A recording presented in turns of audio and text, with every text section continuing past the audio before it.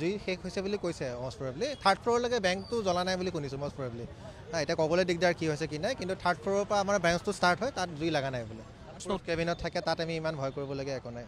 Fire proof কেবিনত থাকে সকলো বস্তু। নাই একো নাই, বেংকৰ ডকুমেণ্ট ছেফ আছে, ছেফ কাষ্টডি লকাৰত থাকে, এনেকুৱা প্ৰব্লেম একো নহয়, কাষ্টমাৰ একো প্ৰব্লেম নহয়। লকাৰো আছিলে নেকি? লকাৰৰ ব্যৱস্থাও লকাৰ থাকে, লকাৰ ফায়াৰ প্ৰুফ হয়, বোলে একো নহয়, জুই লাগিলে একো নহয়, এইবিলাক ছেফ আছে। নাই তাৰপৰা মষ্ট প্ৰবেবলি তাৰপৰাই হৈছে কিবা এটা, এতিয়া একজেক্ট কি হৈছে এইটো আমি ক'ব নোৱাৰোঁ। বাট মোৰ লাগি আছে এটলিষ্ট চহামৰ পৰাই আৰম্ভ হৈছে জুইটো, আৰু চহামৰ পৰা ওপৰেদি গৈছে পূৰা।